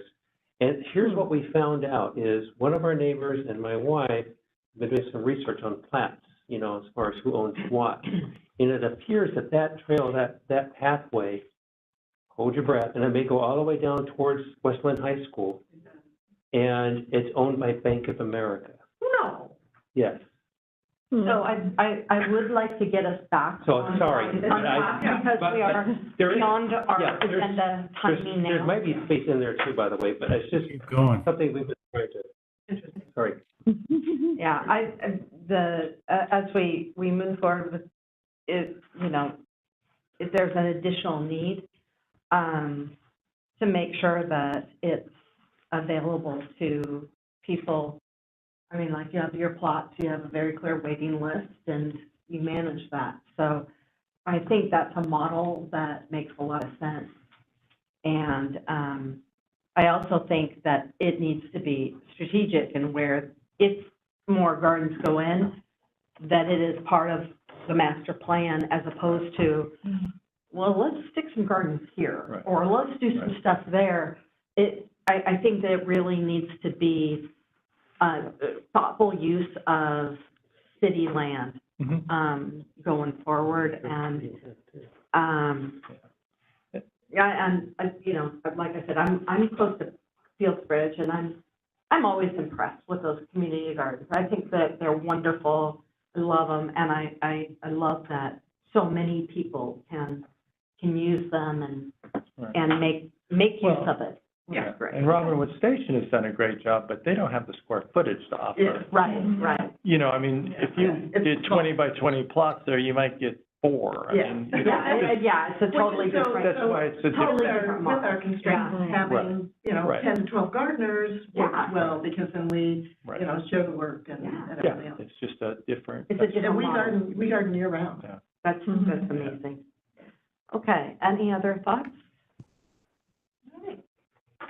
I really appreciate the time that you. Yeah, thank both of you very much for Well, coming in. thank you so much for inviting us. This is wonderful, having an opportunity to kind of talk about what we're doing. Yeah, and I went by the Robinwood, I saw some people working out there, and I was thinking, I was running late, I wanted to stop and ask some questions, because I'm familiar with Fields Bridge, but, you know, it's different.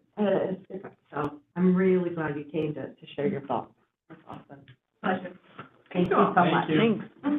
Thank you. Okay. Anything else from the board? Then how about items of interest? Vicki, I'm just doing a time check, because we still have the updates, and, I just want to make sure that we're recognizing time. So let's identify what are the items of interest, and if there's some things that we can talk about here and now, that would be great. If there's something that we need to move to next month's agenda, you know, we can do that as well. So, Joan, I think. John? Gonna talk. I just want to say very quickly, since we've been dealing with the pickleball stuff, I spent a Saturday at about 11 o'clock till noon out by the pickleball stuff at Fields Bridge, and not Fields Bridge, but Tanner Creek. And they're not kidding. I mean, and you think of what we had before, if you have a house near there, it is unbelievably loud. So, I mean, the solution is not to keep doing what we're doing, which is to let pickleball play without anything. So, I mean, your choices are really two: noise abatement or no pickleball. I mean, we talked about that before at Skyline, okay? But the way things sit, you know, just waiting for another meeting is not going to be a really good thing. I thought, Ken, that we had some stuff for noise abatement at one time for the Skyline stuff, but we had that stored away somewhere. But maybe I misunderstood that. We do. Yeah. And the it's difficulty something with that the noise abatement stuff, if you look at what people have said about it once it's used, is it doesn't work all that well. But it seems to be like the group that sent the petition in would like to try that. So that seems to be a great first step. Yeah. So, be real fast, before we continue with the pickleball, because I'd love to talk about this too, were there any other items of interest that we want to at least recognize so that we can manage our time effectively? Yeah. But we don't need it, I just want to bring it up, but we can talk about it at the next meeting, that's fine. So I was over this weekend at the workout over here. National Fitness Fitness Campaign. court? Yeah. And so ran into a gentleman who was also over there working out, and great facility. And one of the things you know, I drive by it when I run back and forth to Safeway, and sometimes it's being used, sometimes it's not. And one of the topics that he and I were discussing was to gain some visualization to get folks like, hey, this is here. One thought to throw out for people to think about would be, is there some way that we could have, you know, on a Saturday afternoon, you know, some fitness ambassador or somebody who's there who could just be like, hey, we're going to be here on this time from here to here to help show you how you can use this equipment. Because some of it, I'm just like, and there's a code, you can use your phone. There's an app, yeah. There's an app, right? But if you don't have your phone, then it's like, Yeah. okay. And I just throw that out, not that we have to have much discussion on it, but it was a great conversation with this gentleman, and you got me thinking, and so I'm throwing it out for discussion at the next meeting. Yeah, so when we originally put it in 2019, Yeah. October 9th, Maybe. whatever year it was, yeah, we actually, there's an ambassador program for National Fitness Campaign Fitness Courts.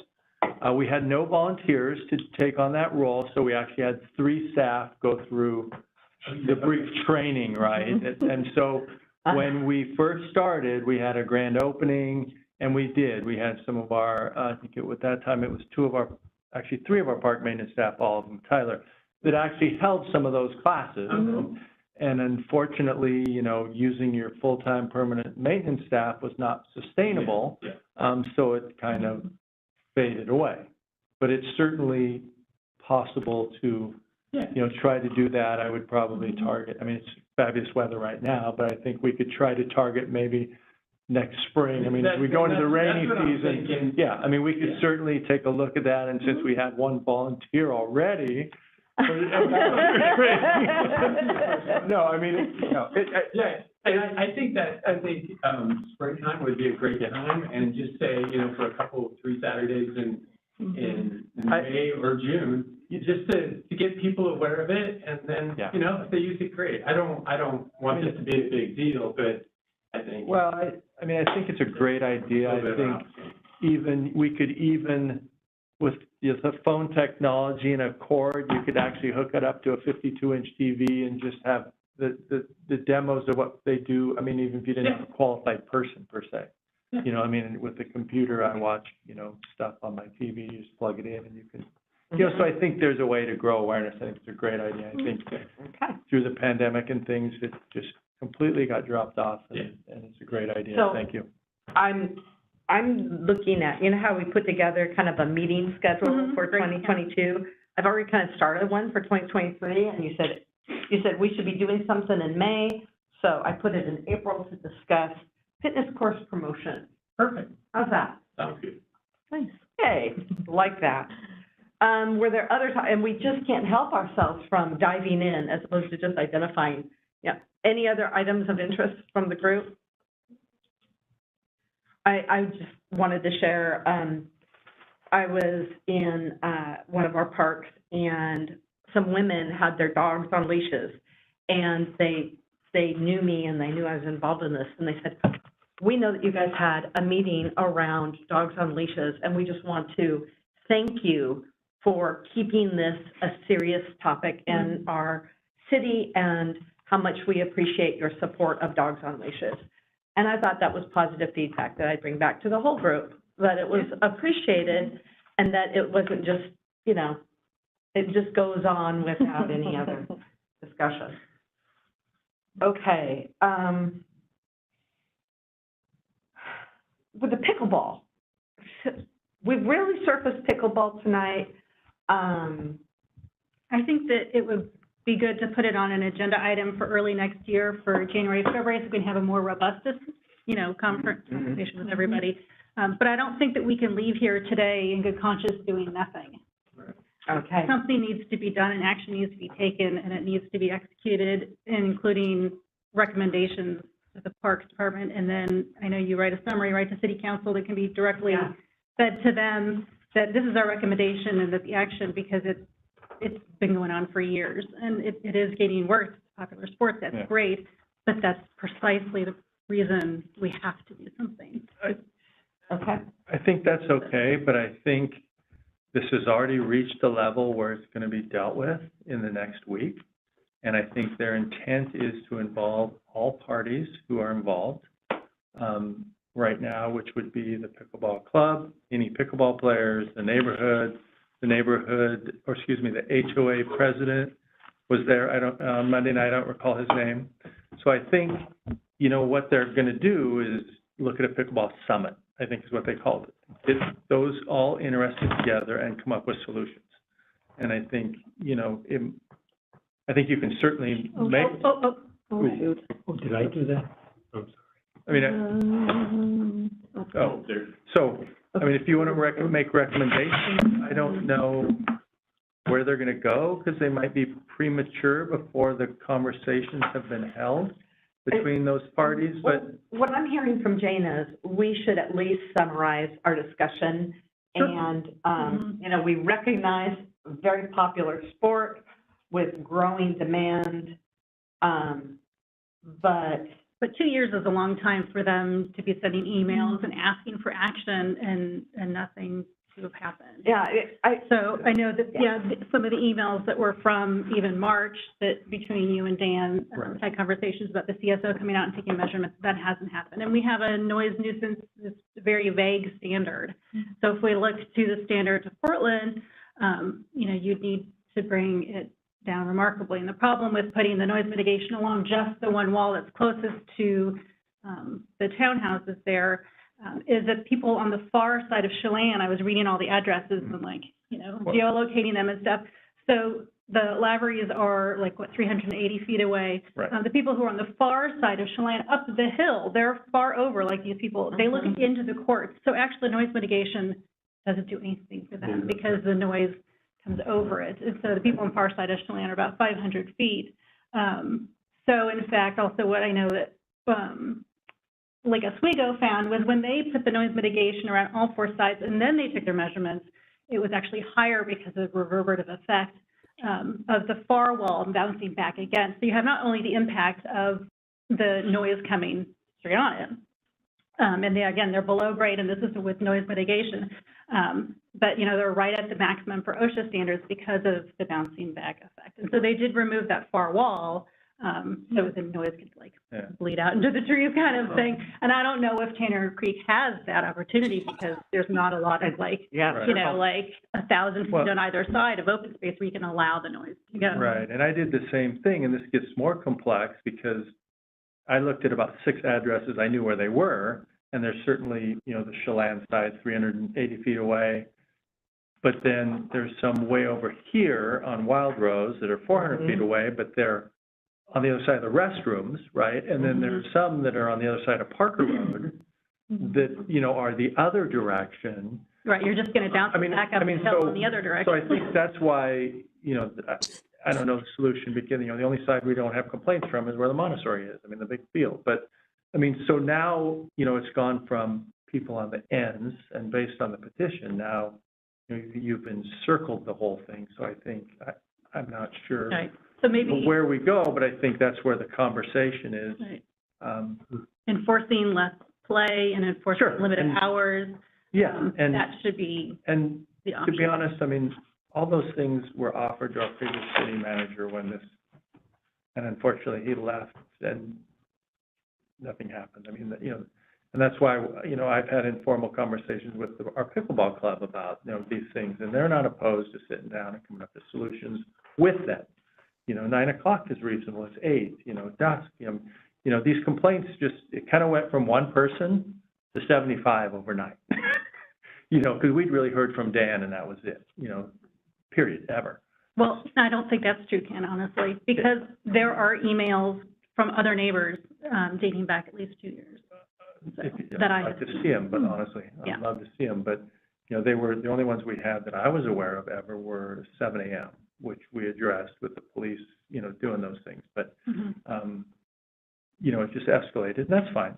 Well, I know how difficult it is because the pickleball associations are very passionate and they have a, you know, they want to maximize, but I do think that I'm hearing maybe a suggestion to City Council that we look at city protocol around pickleball that has, you know, hours, noise abatement, I heard, but then also a maximum number of courts.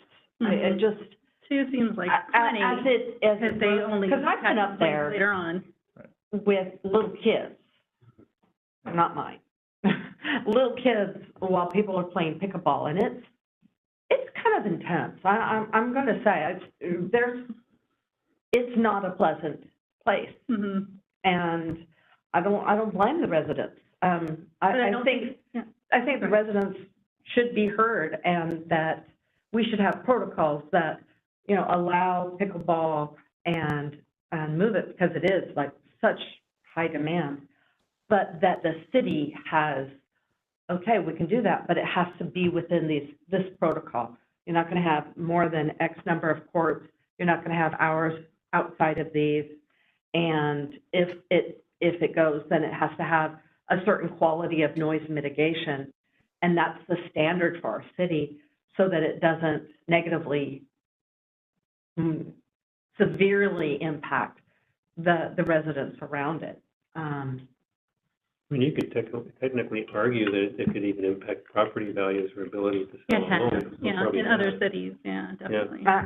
I've been listening to what's been happening in Lake Oswego, and Mm-hmm. Well, precedent was set just in Toronto recently or somewhere up there, that the city was sued and also the pickleball community was sued, and both paid fines to the community members because of lack of action. So I think that's a precedent I think set legally. I think the only complexity with what you said was every site's different. So if you say you can only have 2 courts as a protocol for the city, well, do we have to close 2 courts at Hammerley where we have no homes within? No, you're right. I mean, Good point. I you know, think planning needs to be done, right? yeah, and, yeah, I mean, so I think, I mean, you guys, I don't know what you want to write up and do, but I think, you know, they are planning on meeting, they are planning on addressing it. But that just cost them today. So like John mentioned, like, you know, Right, what can we do to help these people? Do you think that, would you like to make a motion for a specific recommendation? Or would you like to direct me to just do a summary of our discussion? Just, hey, FYI, this was discussed, these were the issues that were brought up. I don't think that would be new information, but to at least know that we've also been a conduit for people to be sharing. And I think we could do one or the other. Yeah, I think there was nothing shared today that wasn't shared Monday. So I think council's aware. Right. The city manager's aware. The city manager followed up Tuesday morning again with Dan, tentatively set a meeting for 10/21 to start the process. So I mean, I think that's where it's at. Now, if you want to recommend, if you want to recommend an action to city council, well, city council doesn't even meet for 2 weeks. I mean, so, I mean. So how do we recommend someone to take action then to alleviate what's happening right now? I think is what we need to have happen. Well, there's maybe. not a process to do that. Right, so one way to look at it would be this summit is going to take place before the next city meeting, is that what I? Yeah, the Right. next city council meeting wouldn't be for 2 weeks from Monday. Okay, and this meeting would And- happen and- before then.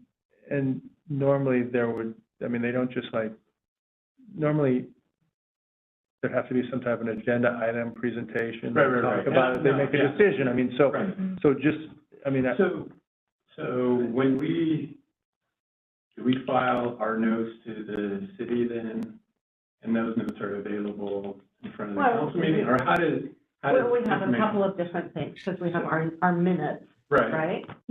And then we've also done from us just a summary of activities or topics that have come up. But it sounds like Jane is proposing that perhaps, and maybe I misunderstand. Yeah, no, something but more that concrete. We have something that, you know, if you want to make a motion, that the Parks and Rec Board strongly recommends to the city council that they take action with this group, not just have it being a listening session, but that the city actually, you know, builds some plans to make it better for the residents. I don't know. Am I misunderstanding? No, you're right. Okay. So, but I would like it be agreeable to everybody. I mean, not just go. So. Oh, we can make a motion. I mean, I'll make a motion that I think what we should do is recommend noise abatement for the pickleball courts at Tanner Creek. And we can send that to the city council. One of the things the Parks Department does is we can say to the city council, we think you might want to do this. We think you should do this. The city council can say no, or even not discuss it. But I think that, that would be something, if I was living in one of those houses, that I would love for this group to say that we think there should be noise abatement. It's one of the things they want. And And we one should of the try things it. that's important, too, yeah, is to limit the number of people of play. So I would say noise abatement and limit it to 2 courts. So by noise abatement, you're not talking the sound barriers, you're talking some kind of steps to take to reduce the overall noise impact. Yeah, I'm not going to decide what that is, but I think that we should definitely do that. So, another route that we could go is, if somebody wants to make a motion, that we strongly recommend to city council that they take direct action based on the input of the stakeholders at their upcoming meetings to reduce the noise that is impacting the residents. So that it's like, we are saying, you have to do something based on the input from the stakeholders that they're gathering to alleviate this impact on the residents. That way, we're recognizing that the stakeholders, hopefully we can come up with some tangible things. And we could even say, this may include noise abatement efforts, limited courts, limited hours, and Court better, reservations. what's that?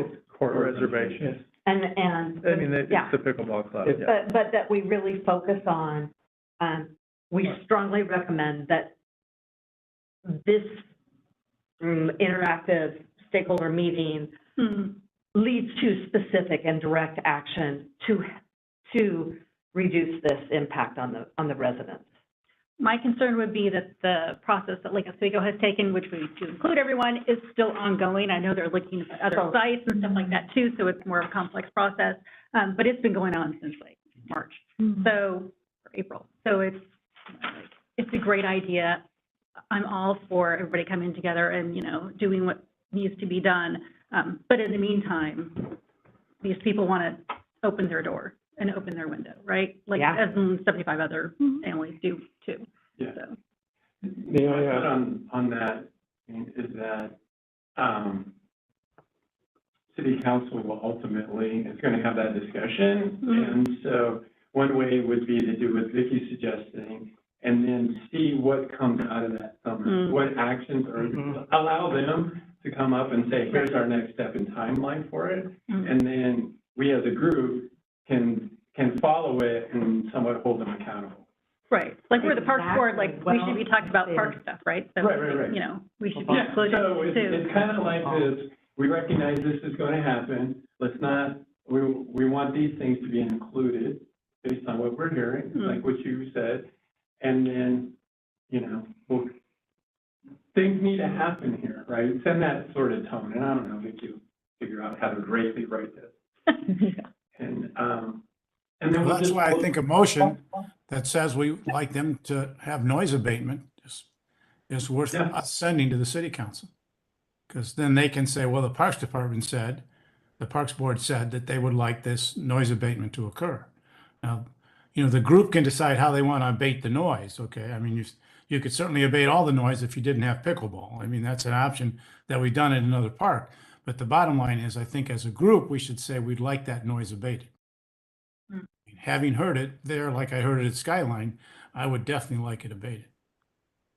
So how about something like this? PRAP would like to advise city council urgency in taking action to reduce noise from pickleball at Tanner Creek. Ideas should be based on input from upcoming pickleball stakeholder summit. I think you list 3 items then, right? And then our recommendations that you consider limited hours, Limited courts, limited courts, and fencing, clothing, those are the. This may include, but what we're advising urgency, we're advising that they listen to the stakeholders and that they got to do something about it. Right, yeah. Is really the message I'm hearing. Yeah. If I could just contribute some really quick. I think it'd be good to go out and research out on the web too, because you see this problem all over the place. When I just Googled in, pickleball noise problems, and there's a site here that lists 10 ways to stop pickleball noise. And there's some of the things we talked about, well, and some others that I won't go into here. I can send this link out, and I'm sure there's other links too, but there's some really interesting ideas. Everything from how you orientate a site Right, yeah. to what we're talking about with fencing, with rackets, balls, et cetera. So maybe if there's a list, then city council can say, we can do these right away, and here's some we should be thinking about down the road. Or if we ever cite new courts, let's make sure they're oriented in a way that, so there's just some things that are very interesting. Absolutely, there's tons of research on that. If you want to, it might be wise to support the group that just spoke. Dan listed 4 things, right? Limit the hours, sound barriers, no court reservations, and reduce the courts. Yeah. Those were their Those 4. are 4 that should be in there. Right, and that would be the things that I've heard over today and on Monday night.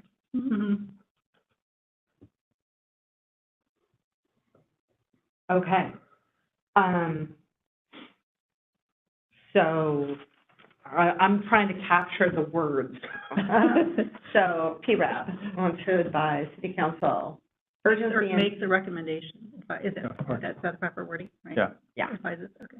Advise the city council, because we're advisory board, urgency in taking action to reduce noise from pickleball at Tanner Creek. I mean, that's our base statement. Based on input from from the upcoming pickleball stakeholder summit. This may include limited hours, reduced courts, reservation system guidelines / They call it court reservations, and that's fine. I think you Okay. can leave it, I mean, or you could put, it's really Right. pickleball, well, yeah, pickleball club reservations. So we can- pickleball Right. club. Yeah, That's, yeah. thank you, because I don't want them to think that you guys are handling Right, reservations. you're Right. It's just, The club reservations. it's open gym for pickleball. basically. Pickleball association Right, and sound barriers. Right. yeah. Is that, does that capture what you want? Yeah, I mean, they had discussions too about a professional in the letter that he wrote, right? Mhm. The sound barrier, certainly with like Oswego, they did testing with professional before and after it was placed, that kind of saying that's, Mhm. enormous expenses, but it could be, for the group to decide. But, Or you can just put up the sound barriers that we have and see what they say. Yeah. I mean, it is expensive to test and get actual decibel levels, but if you think about the people that are living there and hearing the sound, they're going to let us know what the sound barriers are like when they hear the pickleball playing. So These are gonna spending work. a lot of money to have decibel levels by some experts may not be really helpful if I'm sitting in my backyard and I still can't talk to my neighbor. exactly, yeah. Okay. Is this a motion you'd like to make? I can read your paper.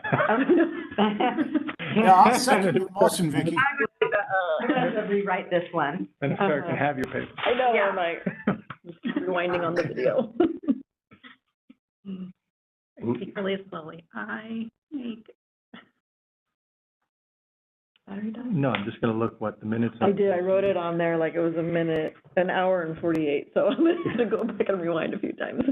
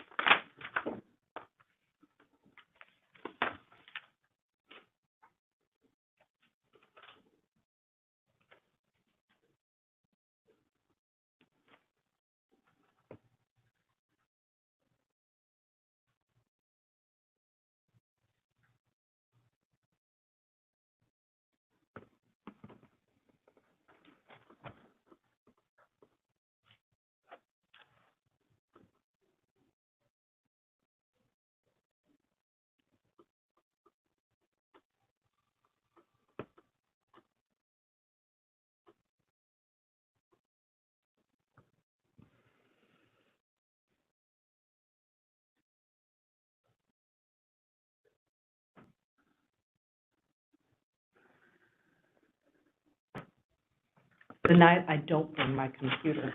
Of course. I would have those down in a second.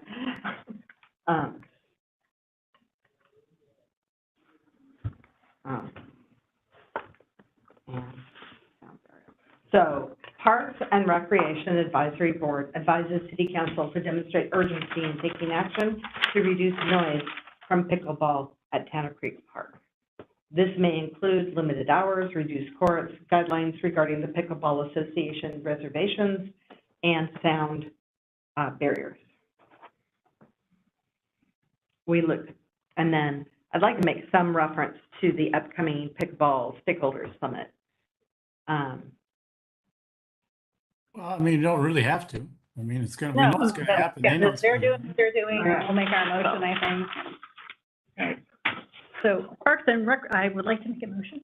Madam Chair. Okay. What's your motion on? Parks and Recreation Advisory, I move that the Parks and Rec Advisory Board advises City Council to demonstrate urgency in taking action to reduce noise from pickleball at Tanner Creek Park. This may include limited hours, reduced courts, guidelines regarding the Pickleball Association reservations, and sound barrier mitigation. Do we have a second? I second that. All right, all in favor of this motion, please raise your hand. 1, 2, 3, 4, 5, unanimous. And then, I know this goes in minutes. Do you also want me as chair to send this in an email as well? Sure. What do you advise, Ken? I think that's fine. I mean, Okay. otherwise, you know, it gets stuck kind of in limbo until your next meeting, because you know, Yeah, they're not gonna read minutes the get minutes. approved and things, so. And if you send it to city council, obviously our city manager, John Williams, is on that, distribution with, you know, who's going to work on the summit per se. Or, Okay. that's what Todd Jones called it. I adopted that. I know, yeah. You just said it today. Facilitating that? Well, when I saw him this afternoon, he had one question for me, because he wanted me to explain what this private club reservations was, right? Because he didn't know what that meant. And I just briefly explained to him what it is, and he said, oh, well, that'd be great, because I've offered to help John hold the pickleball summit with the stakeholders. So that was at about 4 o'clock today. So Okay. that's where I got that information. I would strongly recommend, this is just from me as opposed to PRAB, that meeting be extremely well facilitated, really clear agenda with real clear instructions. Are we here to make a decision? Are we here to listen for input?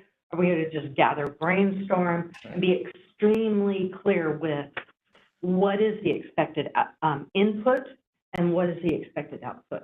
Sure. Because otherwise, it can just go off the rails, and it'll be another meh, meh, meh, and nothing happens. So. Well, I would like to think this is probably a meeting, in my mind, it might be the city manager, Counselor Jones, Dan, there was a couple, you know, Dan said a couple of neighbors would be available, and I would think maybe the president and vice president of the pickleball club would be my thought. I don't think this is going to be initially like invite every neighbor or someone to come and you have 100. I think it's going to be, that's what I would interpret this to be, kind of. But here's the problem, here's the causes, here are potential solutions, and try to get it to, you know, yeah, this sounds reasonable. I think that makes sense to me, and hopefully they will follow your guidance if they listen to this tape. Sorry. That's fine. I have facilities, I mean. No, I get it. Meeting like that. All right, good job. Thank you for keeping the passion on that one, Jane. Appreciate that. We're a little bit after in our agenda. Can we have just a quick update on what's been happening? Yes. Of course. So as you can see, for the folks that came in City Hall, you guys can, we have a lot of pumpkins out in the lobby. So we have our event coming up next Friday, Saturday, our Blue Pumpkin Path walkthrough event, sorry, down at Marriott. So 2 nights next Friday. So we're inviting the citizens or anybody to come in, the community to come in. They can take a pumpkin, they can carve it. We do ask they bring it back next week, so we display that in our neat. Enchanted Trail area during the event. And we'll have some raffles and some awards and stuff like that, so that'll be both nights. We've got about 70 people each night right now that have pre-registered, so we are doing a small fee, so yeah. So we're excited about that. We've got a bunch of sponsors, so hopefully it's well. We've been doing the drive-through the last couple of years. We decided to do a walk-through this year, so we'll see how that goes. Awesome. So pretty excited. We've had our rec classes going. Mini Hoopers is pretty much almost full. Our kindergarten through second grade, so that's pretty exciting. They're really excited to get back into basketball again. We're still, we've got fall classes going, some unique, different instructors that we had this year. Harmonica lessons were full, so exciting. So we've got that going. We had a very successful open house at the Adult Community Center. I mean, the parking lot was packed. People could not find a spot. The double parked, Ken did too. So we went in, just amazing, great turnout. They did a great job. They brought in a lot of classes so people could get an idea, like they did marimbas and some Zumba and some yoga, Qigong, just some demonstrations, which was really well attended. So yeah, they did a great job. They got a lot of emails, some new people coming to lunch already and joining new classes. So that's great. They're getting ready for the Holiday Bazaar, and that's next month, November 19th and 20th. They expect to have about 40 vendors, so yeah, all handmade items, so it's going to be great. Wow. And a brief, yes. That's brief, good. Yeah. I'll be brief too, what's happening in Parks and Rec, kind of updates. So on, when was it, October 5th, we put out a free street tree replacement program. City Council allocated $200,000 this year. We targeted 250 trees to give out to community members. The lost trees in the storm or just needed trees. So as of today, we have 210 independent applications that are probably requesting over 400 trees. So it was an overwhelming success. Wait till that. We will be working to figure out, how we get all those planted in the next couple of weeks, prioritize and make sure everybody gets the right number of trees. Just some things that are happening at Sunburst Park. We've installed a new kiosk with a concrete pad, put in concrete pads today to put tables on at that park. Willamette Park, our staff has put in 4 new concrete pads that will have picnic tables on those. We're improving right now the pathway from this little parking lot below the monastery down to the lacrosse field because it just got old. We had to rent a machine and redig it and re-gravel it. We have an Eagle Scout project come up that's going to add a new kiosk down at Robinwood Park. As we discussed earlier, our Friends of McLean Park and House are dissolving their organization after 42 years. That's effective about November 16th. So we will slowly be starting to, as we come out of summer, develop a business plan for the city and what does that look like going forward. We're talking to the library about joint programs and, whether or not we actually get into the wedding business or we do some interpretation of the McLean, Dr. John McLean, and, things, what we're going to do in the future. We've established a Adopt a Park program there. We've had volunteers for years that maintain the grounds with us, so it's just kind of moved to a new box like everybody else. One of the complexities of it is, we have a major ODOT project that's happening, and we're a little reluctant to jump into big events where people are paying significant amounts of money when we can't control noise. Like Sarah said, Blue Pumpkin Path next Friday and Saturday. We already have over 150 registrants for that. Mini Hoopers basketball, as she mentioned, kindergarten through second grade, we have over 250 kids registered. I was able to go to our National Recreation Park Association conference in September. So we brought back, good ideas and brainstorming for our organization. In November 6th through 8th in Bend is the Oregon Recreation Park Association meeting. Our state association will have probably about 9 people that go over to that.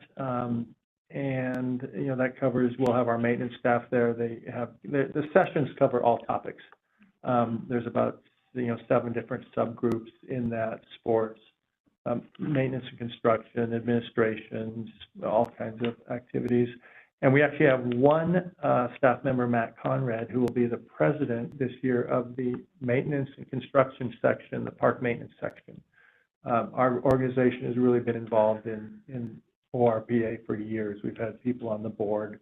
It's a great opportunity for them to expand some of their abilities in public speaking and different things and stay involved. Go Bond, North Willamette, we've completed the drainage project there completely and landscaped around it. The Willamette Park non-motorized boat project that we have our firm KPFF working on, we have received alternatives for that project. So right now I'm having Public Works kind of review the one piece because it includes, you know, the street improvements from 12th Street in Willamette Park all the way up to Tualatin Avenue. And then the non-motorized boat section, I'm working with Oregon State Marine Board to make sure there are alternatives for the canoe and kayak meet standards that Oregon State Marine Board would allow us to potentially apply for a grant in the future. So we're just kind of initially review those. I'll bring those back to you as soon as I kind of get them vetted if they're even on the right track right now. The Waterfront Trail, we are meeting again this month to talk about how we can move that forward with that private owner and partner with the mill if possible.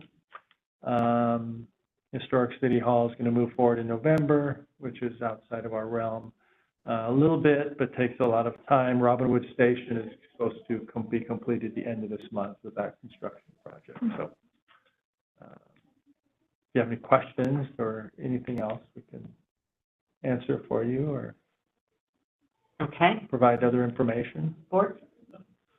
Thank you. Okay, and so do we know of any feedback? Jules isn't with us tonight. Do we know of any feedback from City Council that we should be aware of? Not that I'm aware of, no. Okay. She did let Tara know she couldn't make it tonight. Okay. So just a quick meeting summary. We talked about the community gardens. We talked about our pickleball. And our next meeting, November 10th, is, I'm not exactly sure what all we're going to do with this, but it's unique environmental habitat protection was the suggested. And so maybe preparation for that. Yeah, so maybe what I was interested in was, and I don't know, Ken, if there's somebody on your staff who has an idea, and it was, you know, we have such unique park areas. Is there any, you know, have unique areas like old growth forest or, you know, areas where bats all go, or, you know, just something that's unique from an environmental standpoint that is within the park system that we should at least, one, be aware of, and two, make sure that we don't lose that resource, right? That something doesn't encroach into it. And so that was the intent there, and part of it was just learning more about what we have is really what I was thinking, and then make sure we protect it and don't miss it. You know, I was very happy to hear them talk about, you know, the pollinators and the bees and stuff like that. It's kind of that, you know, moving beyond. We have all these great recreation areas. We also have some really cool environmental areas. You know, do we all understand what those are, or is there anything unique about them that we should just protect and kind of watch over? Right? Sure. So that was it. And Okay. that was the intent of it. It's not something super big and complex. I might recommend that Parks Board members review the master plan, Parks and Rec master plan. There is a section on protection of our natural resources. And I think that if we came prepared with that background, it gives us a perspective and a lens to look at the question that you raised, Chris, so that, you know, we're not starting with a blank page. A lot of work went into that based on expert consultant input. So that might be a good place to start. Yeah, and I would also say, I guess, if you come up with something that you would like more information about, let us know. You know, our staff, we are not a heavy science-laden staff. We have a lot of experience in different areas, but, you know, so, and we can talk about some of the areas we have, the pollinator gardens we have, and the wetlands, and, you know, I mean, just different things, and, you know, today we actually, there's an eagle's nest, and we have to, you know, quote federal acts, because we can't remove the tree next to it. I mean, you know, those are things that just pop up that are out there. And we can certainly, you know, try to cover a spectrum of things. You know, we own an island. Yeah. We own an island. Yeah, I think that's it. It's just kind of, here's some examples of what we have. Here's what we have in place to protect those areas. Here's awareness, any issues. We're all good, that's fine. On to the next one. And I really like it. It keeps, you know, that as a really important guideline for us.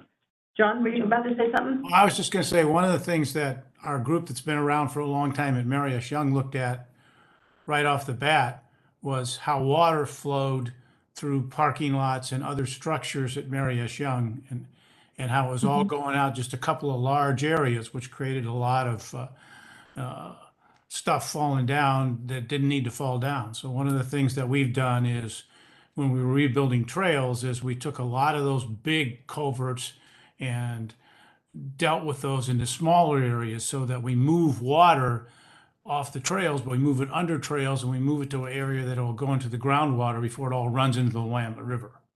So a lot of the stuff that used to run into the Willamette River very fast, out of Mary S. Young doesn't go so fast anymore. Even the big areas, we've, you know, filled areas with a bunch of stuff that slows it down, so we're more likely to get it all absorbed into groundwater than we are letting it just rip down into the river. So that's one of the things that we've done to try to maintain the habitat there. Great. And I work with a lot of groups, especially from the storm damage. They're open spaces, a lot of them in their backyard. So they've been more aware of, you know, some debris piles, and they've got a lot of creeks back there. So they've been reaching out to like Clackamas County, you know, Fish and Wildlife, you know, some stuff kind of what can we do and what should we clear out and what should we not. So they're kind of utilizing some other resources around here. It's pretty interesting. And what they find. Yeah. And it's a real balance, because some neighbors want a lot of stuff removed. Some neighbors don't want anything removed, and they both look down on the open spaces and the waterways. And it's kind of like, okay, it's another summit. Let's, I mean, you know. Most of them understand. Well, that's our November meeting. I can't wait. As far as a summary, we have a motion, and then I'll also take ownership for doing a brief email to the city council. A motion was voted on unanimously. We know that this is coming up. We wanted to make sure you knew what the Parks Board was recommending. And I'll try to get that out by Monday at the latest. Okay?